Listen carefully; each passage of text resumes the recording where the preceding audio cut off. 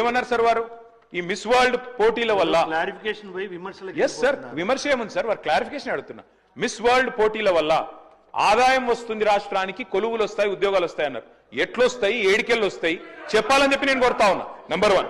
Number 2 అధ్యక్ష, నేను ఒకటే అడుగుతా ఉన్నా అధ్యక్ష, మిస్ వరల్డ్ కి 54 కోట్లు ఖర్చు పెడితే తప్ప అంటున్నారు.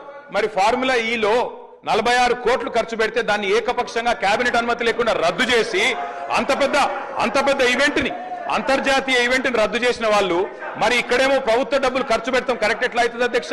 చివరిగా నేను ఒకటే అడుగుతా ఉన్నా అధ్యక్ష, ఇవాళ టెస్లా అనే ఒక కంపెనీ ఎలక్ట్రిక్ వాహనాల కంపెనీ అధ్యక్ష భారతదేశంలో యూనిట్ పెట్టాలని చెప్పి ఎదురు చూస్తా ఉన్నారు.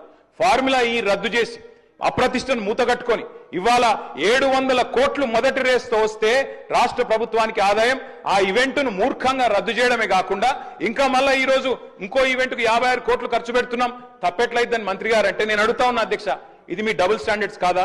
ఇది హిపోక్రసీ కాదా? ఫార్ములా ఈ వల్ల మేము ఆశించింది ఏంది అధ్యక్ష? తెలంగాణ మొబిలిటీ వ్యాలీ మీ దివిటిపల్లిలో అమర్ రాజా బ్యాటరీస్ తెచ్చాం అధ్యక్ష. ఎన్కాతలలో స్పీకర్ గారి నియోజకవర్గంలో 1200 ఎకరాల్లో అక్కడ మొబిలిటీ వ్యాలీ పెడుతున్నాం. అదేవిధంగా జహీరాబాద్ లో మ్యానుఫ్యాక్చరింగ్.